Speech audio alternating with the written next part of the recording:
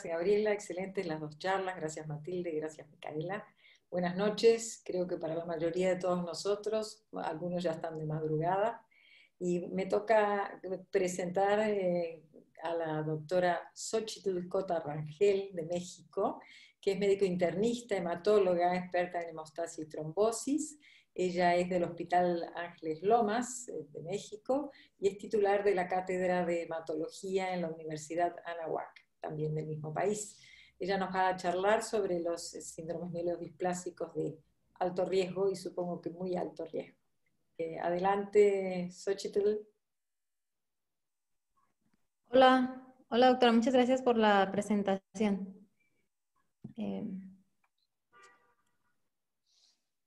Ahora, un momentito. Un momento les comparto la presentación.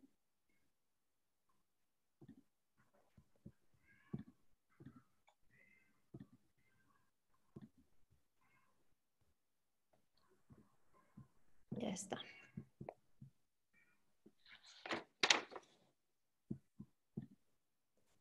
Aquí está. Sí, en efecto, voy a hablar sobre síndrome mielodisplásico de alto riesgo que incluye muy alto riesgo. Los estudios que voy a presentar son estos 6, que prácticamente todos ya se presentaron en el ASH del 2019 y prácticamente son actualizaciones de estos mismos estudios que ya se presentaron, excepto de este pequeño estudio con estimulantes de colonias y vidasa, bueno, y azacitidina.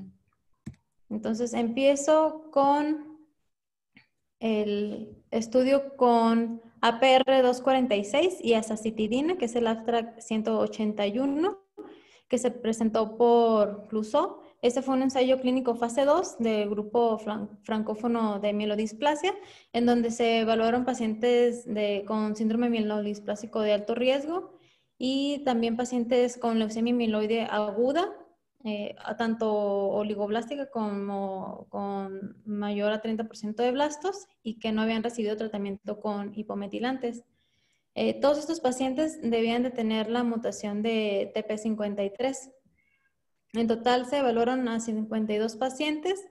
Se les administró el tratamiento APR con azacitidina. El APR se administró del día 1 al 4.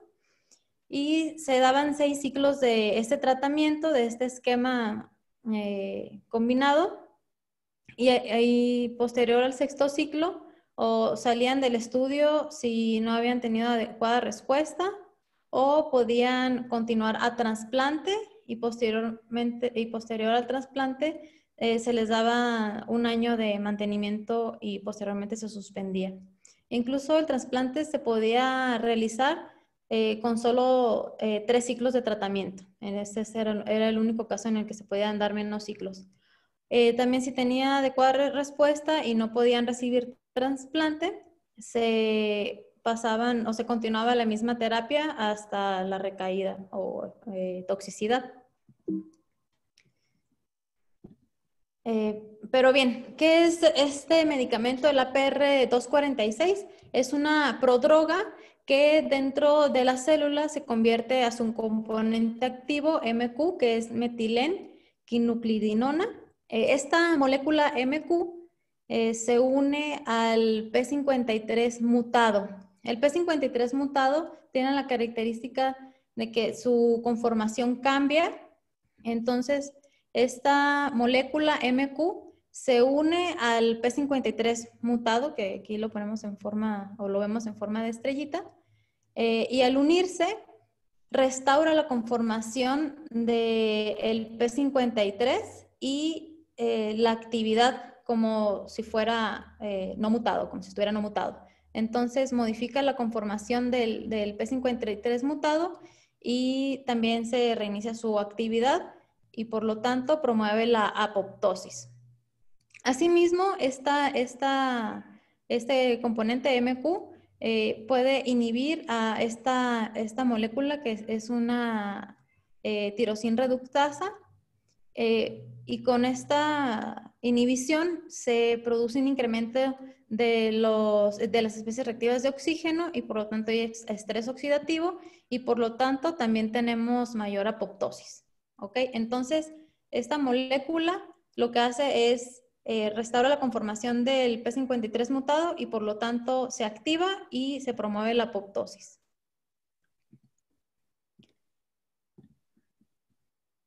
Dentro de los efectos o eventos adversos que se reportaron en este estudio fue toxicidad neurológica. Bien, aquí se observan los distintos tipos de eventos que tuvieron neurológicos, incluyendo ataxia, confusión, mareo, incluso parestesia facial, del 40%, aunque fueron solamente grado 3 o 4, el 6%. En lo que hacen énfasis en este estudio es que fueron los efectos o los eventos adversos fueron reversibles y lo que veían es que se revertían dentro de los primeros 5 días de suspensión del tratamiento y que no reiniciaron con estos eventos adversos nuevamente al reiniciar o al dar otra vez el tratamiento, aunque pues fue con disminución de la dosis. Y estos eventos adversos se presentaron en pacientes que tenían baja tasa glomerular y que eran mayores.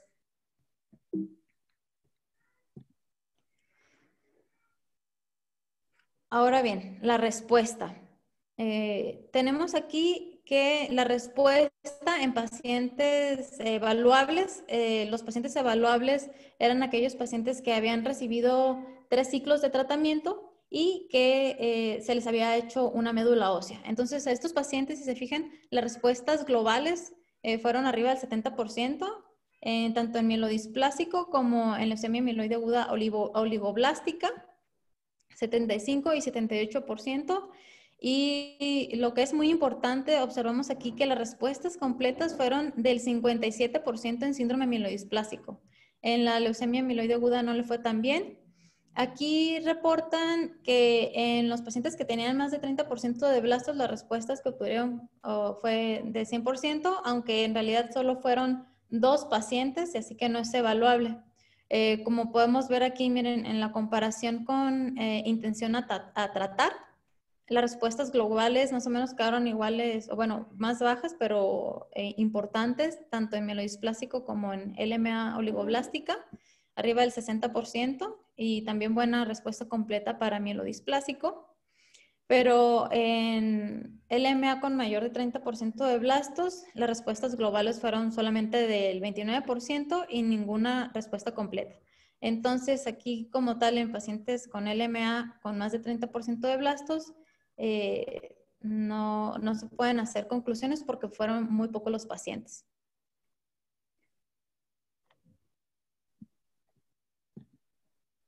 Respecto a la supervivencia, aquí tenemos la supervivencia por intención a tratar. Observamos que el síndrome mielodisplásico que observamos en línea azul, la supervivencia fue de 12.1 meses e incluso le fue un poquito mejor a LMA oligoblástica, que es la línea roja. Y la supervivencia global en pacientes evaluables, vemos aquí que los pacientes que lograron tener más de 3 ciclos o 3 o más ciclos tuvieron una supervivencia de 13.7 meses, lo vemos en rojo, y en azul los que recibieron menos de 3 ciclos tuvieron una supervivencia menor a 2.8 meses. Pues lo más probable es que no recibieron más ciclos porque no respondieron desde el principio, ¿no? Fallecieron desde el principio y esto se correlaciona con la supervivencia global. Entonces, con esto concluyo el estudio APR, muy buenas respuestas, incluso completas en síndrome mielodisplásico, aunque pues la supervivencia todavía no es muy prolongada. El siguiente estudio es el estudio en el que se evalúa pevonedistat y azacitidina. Este estudio fue un fase 2 abierto. Aquí se incluyeron pacientes, además de mielodisplásico, pacientes que tenían leucemia mielomonocítica crónica y además LMA oligoblástica también. Se randomizaron al brazo con las 2 drogas y a la comparación con azacitidina sola. Aquí el pevonedistat se daba vía intravenosa días 1, 3 y 5.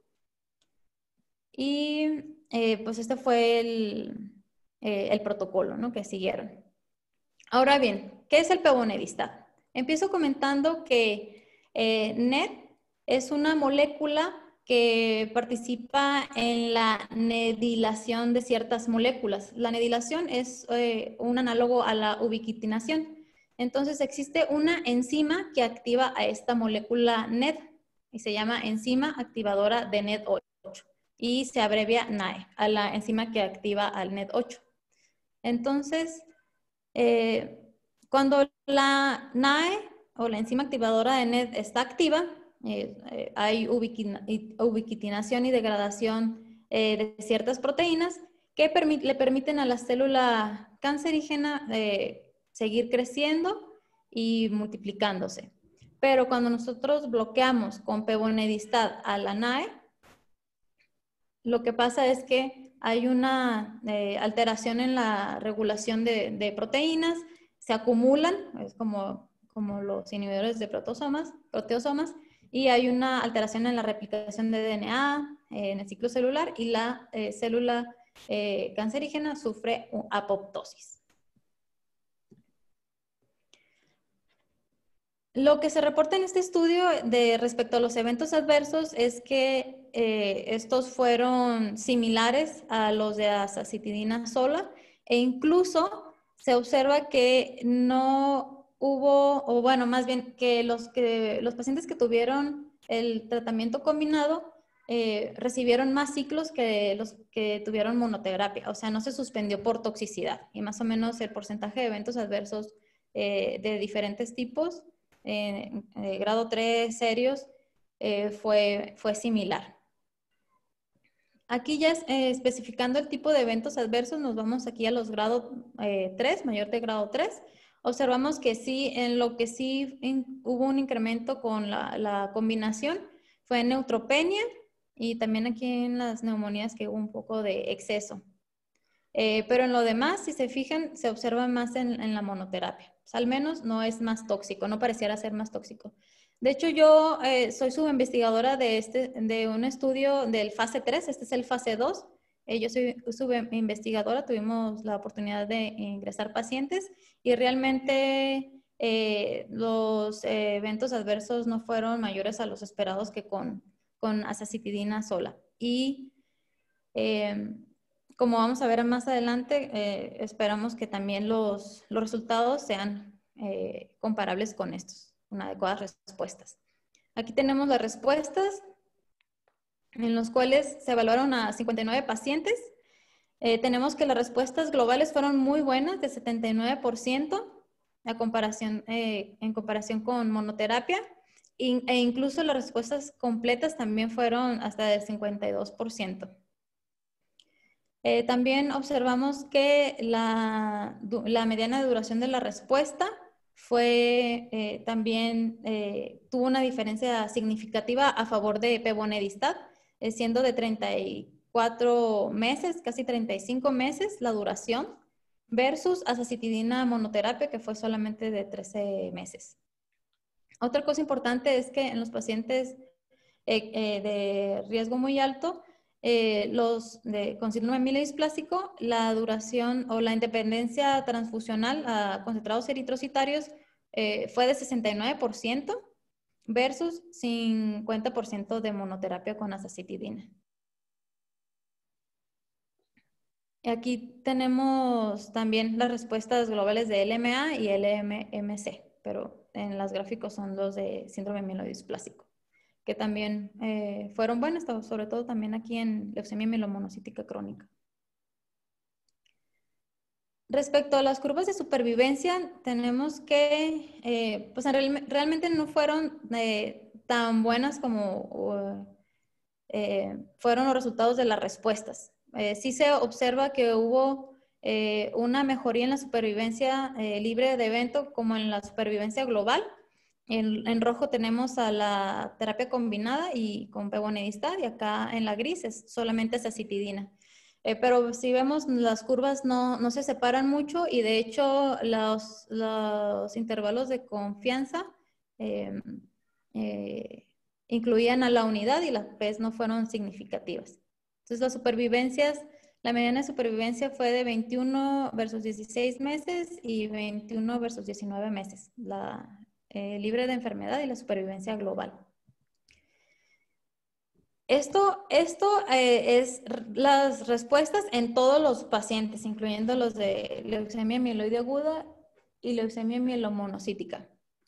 Y aquí tenemos a los de síndrome mielodisplásicos, igual tienen la misma tendencia a ser mejor, alrededor de 20 meses, un poquito más de 20 meses la supervivencia global. Y el único que fue significativo fue la supervivencia libre de evento, pero si se fijan aquí, casi alcanza o incluye la unidad del intervalo de confianza. Bueno, esto fue todo del estudio de Pevonedistat y ahora les comento en breve este estudio que se realizó en un hospital general de Praga, donde se evaluaron a pacientes con síndrome mielodisplásico de alto riesgo, LMA oligoblástica y LMMC. Ese estudio fue llevado por el doctor Stopka. Fue un estudio académico, abierto, y este estudio, en este estudio lo que hicieron fue aplicar estimulante de colonia de granulocíticas 2 días antes del inicio de la azacitidina. Aquí vemos que eran 5+2, el esquema de azacitidina. Entonces eran 2 días antes de la primera dosis y 2 días antes de la sexta dosis. ¿Okay? Se aplicaba el estimulante de colonias a 48 millones de unidades o 480 microgramos. Este estudio fue propuesto debido a que en un análisis retrospectivo que ellos hicieron de pacientes con síndrome mielodisplásico, observaron que aquellos pacientes tratados con hipometilantes y que recibían más dosis de estimulantes, de colonias de granulocitos, tenían una mayor supervivencia y también tenían menor neutropenia grado 4. Entonces, por eso se hizo esta propuesta de tratamiento. Hablando respecto a los pacientes con síndrome mielodisplásico de alto riesgo, se evaluaron 62 pacientes y aquí tenemos las respuestas. Se observan una respuesta global de 71% en la combinación versus 41% con azacitidina sola y una respuesta mayor al doble con estimulante de colonias versus azacitidina sola. Y aquí observamos las curvas de supervivencia en donde la roja es la azacitidina sola y la azul es la azacitidina más el estimulante de colonias. Azacitidina monoterapia fue de 10 meses y 18 meses de la combinación. Entonces aquí hubo un incremento de 8 meses de supervivencia global. Este estudio pues es interesante, se pudiera replicar en nuestro, pues en los países de América Latina, porque pues tenemos disponibilidad de este medicamento. Y lo que me llamó la atención es que pues se utilizó en pacientes que tenían ya blastos, o sea, leucemia como tal, y en pacientes, especifican que sí se utilizó en pacientes con síndrome mielodisplásico con exceso de blastos 1 y 2. El siguiente estudio fue el estudio en el cual se administró MBG 453 con hipometilantes. Fue un ensayo clínico fase 1 en el cual incluían a pacientes con síndrome mielodisplásico de alto riesgo, leucemia mieloide aguda de novo y también la refractaria. Aquí se inició con decitabina en el 2017 y posteriormente ya se añadió azacitidina. Entonces se dieron los 2 hipometilantes, se hicieron diferentes brazos y se administró la molécula en estudio al día 8. Primero se daba el hipometilante, posteriormente se daba la molécula de estudio, de investigación, y tenían tres ramas que eran diferentes, a las cuales se le daban diferentes dosis, 240, 400 y 800. A estos 2 grupos se les repetía la dosis al día 22 y al de 800 miligramos era mensual. Porque observaron en las curvas de farmacocinética que los receptores estaban saturados en más del 95% de los pacientes. Entonces, por eso fue la diferencia de la aplicación día 8 y día 22 en este grupo de pacientes. De síndrome mielodisplásico se trataron 42 pacientes y de leucemia fueron 50 pacientes. Pero bien, ¿qué es el MBG? El MBG es una molécula que es un anti-TIM3. El TIM3 es un receptor que se llama dominio de inmunoglobulina de linfocitos T y dominio 3 de mucina, TIM3, que se expresa este receptor en las células de inmunidad innata, linfocitos T, macrófagos, células dendríticas, e incluso también han visto que se expresa en los blastos, en células leucémicas. Sobre todo tiene una función cuando se une a su ligando, lo que hace es bloquear a las células de la inmunidad innata y por lo tanto no pueden actuar contra las células neoplásicas. Y lo que vieron es que las células stem cell no lo presentan, no lo expresan. Entonces, como les comentaba, que cuando este TIM3 se une a su ligando, que este ligando también lo expresan las células malignas, inhibe a la célula inmune y por lo tanto no puede ejercer su efecto atacando a la célula maligna o eliminando a la célula maligna. Entonces se desarrolló este anticuerpo monoclonal, anti-TIM3, que al unirse al TIM3, lo que hace es que activa a estas células inmunes efectoras y por lo tanto incrementa su actividad y así pueden promover la destrucción de las células neoplásicas. Entonces, aquí se une la célula la maligna con el linfocito o la célula efectora y es destruida. Aquí vemos son diferentes células inmunes que destruyen a células malignas. También había comentado que este TIM3 se expresa en las células neoplásicas y se cree que este anticuerpo puede alterar la señalización de estas células neoplásicas, aunque no saben bien cómo pudiese actuar. Pero sobre todo es mediante este mecanismo cómo se destruyen a las células neoplásicas, que las células efectoras se activan y destruyen a las células neoplásicas. Entonces, con ese estudio en el cual se les administró el anti-TIM3 más hipometilante, reportan un perfil de seguridad aceptable, que es similar a los hipometilantes, que no hubo muertes asociadas a tratamiento y la descontinuación por eventos adversos solo fue del 2.3%. Y dentro de los eventos adversos, hablamos de los efectos inmunes. Estos efectos inmunes, eventos adversos inmunes, en su mayoría fue de bajo grado y el 92% fue de grado 1 o grado 2. Aquí tenemos los diferentes tipos de eventos adversos inmunes como hipotiroidismo, diarrea, transaminasemia, alteraciones cutáneas y las reacciones asociadas a la infusión. Y si ven que en realidad son bajos y todavía en grado 3 son muy bajos.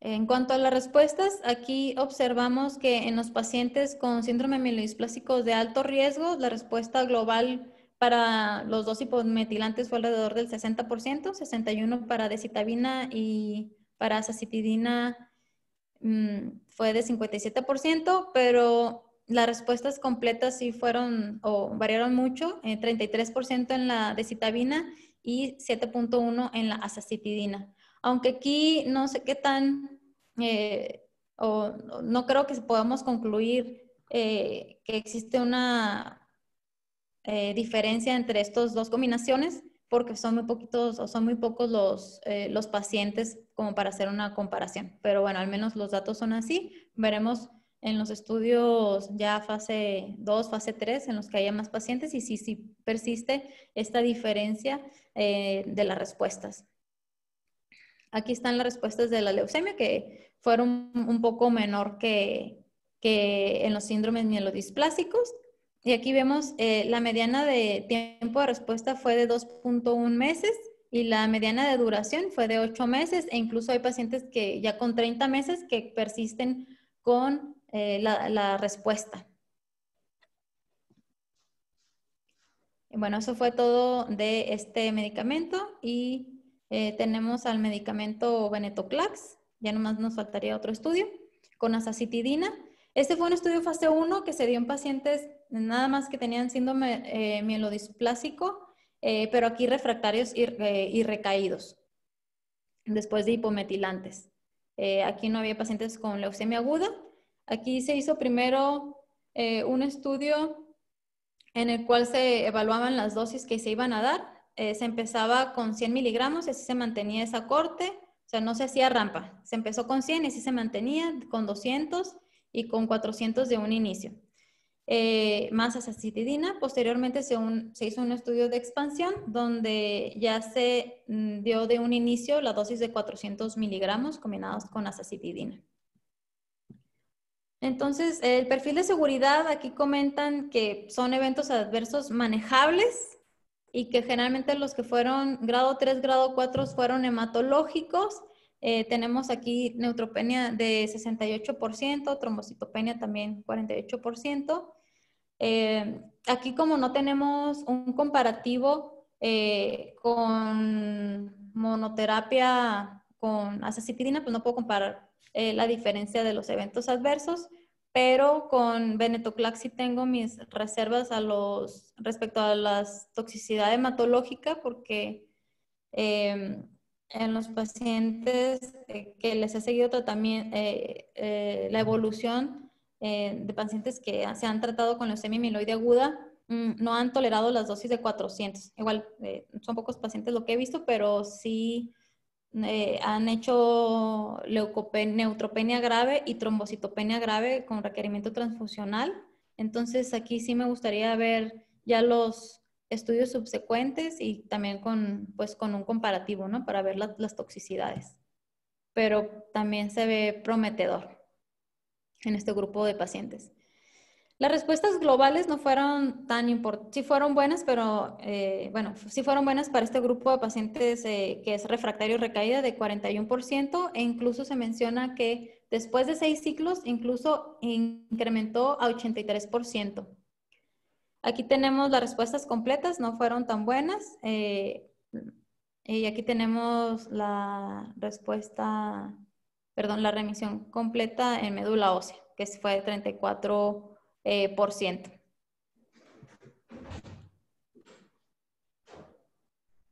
Hablando de la supervivencia, tenemos que en este estudio la supervivencia, la mediana de supervivencia fue de 12.6 meses. Y ya este es el último estudio en el cual se evaluó magrolimab más azacitidina. Este también se había comentado por Salman en el ASH 2019. Magrolimab es un anti-CD47 que se menciona que emite una señal no me comas, o sea que evade la fagocitosis por los macrófagos.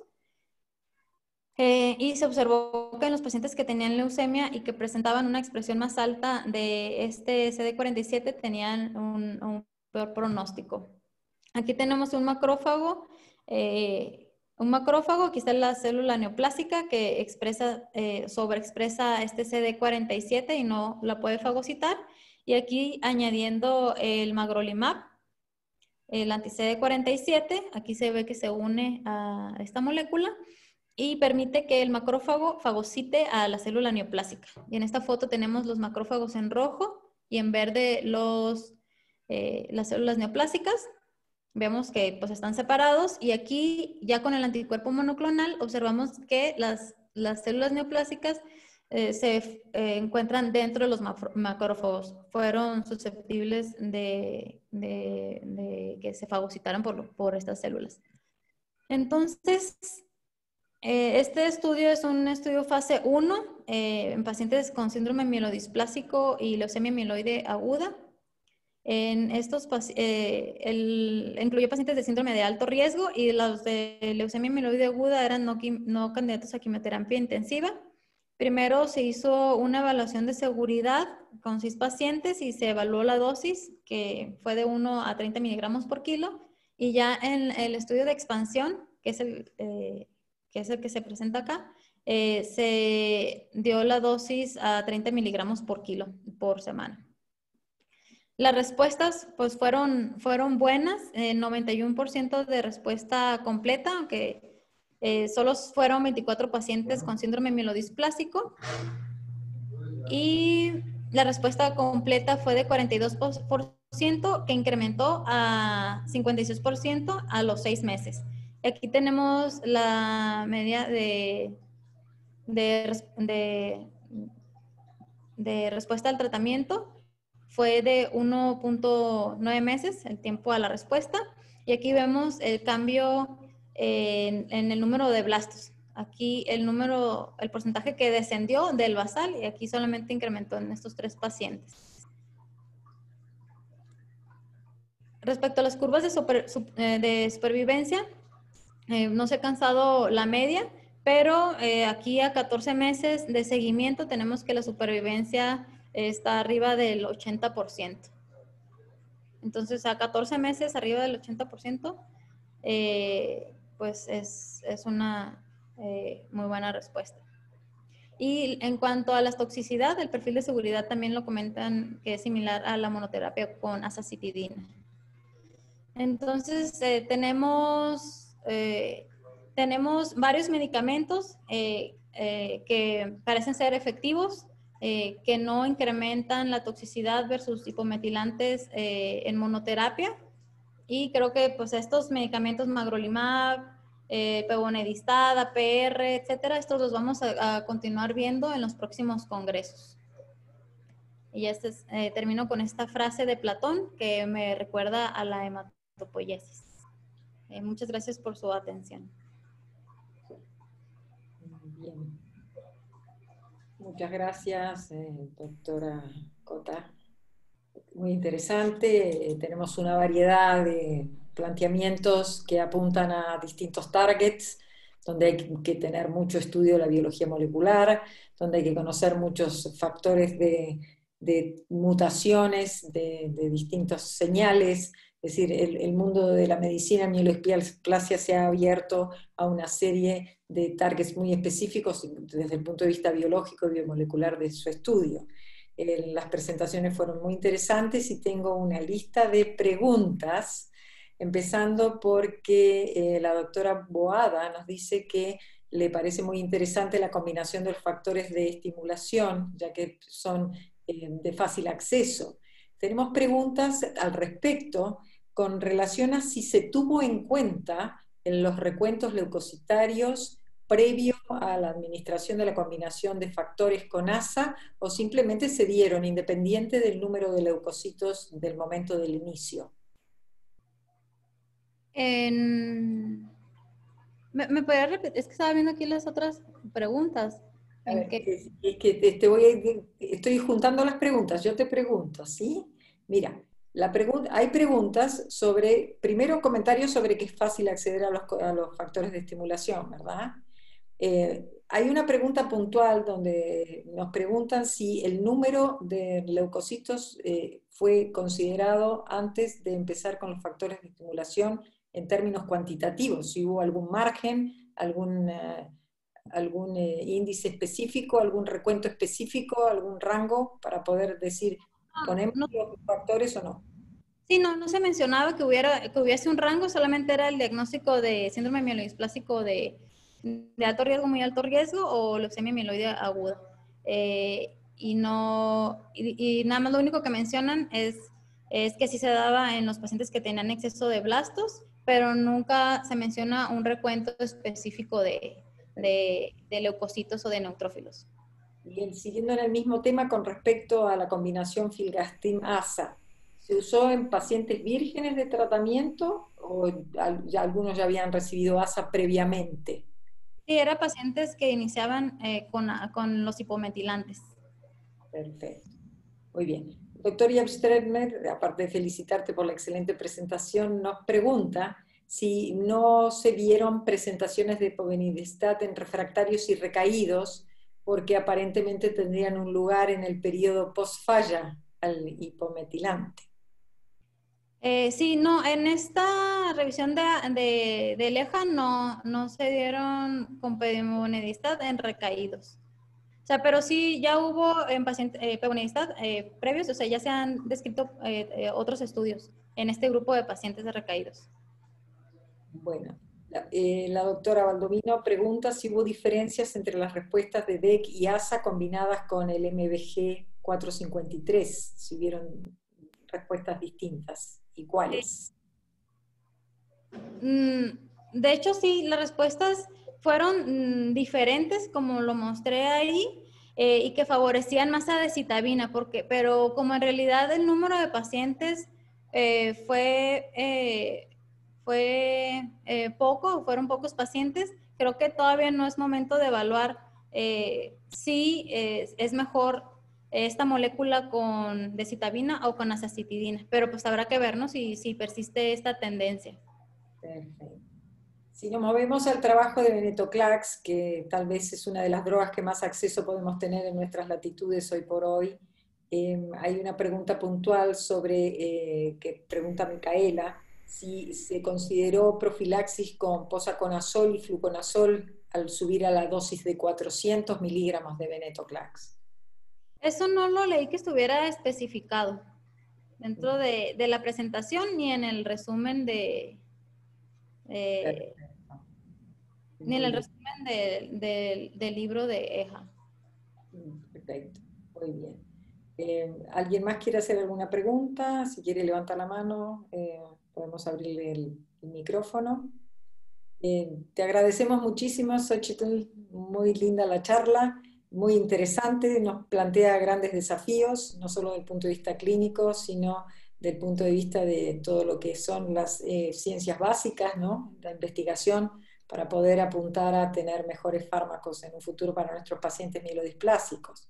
Al principio las respuestas pueden parecernos bastante digamos, somos escépticos porque las diferencias en meses uno a veces las considera como que no son tan valederas, pero en la vida de un ser humano 12 meses o 13 meses o 14 meses es algo sumamente importante. Te vuelvo a agradecer y ahora le voy a dar el pase a la charla del doctor Juan Serra.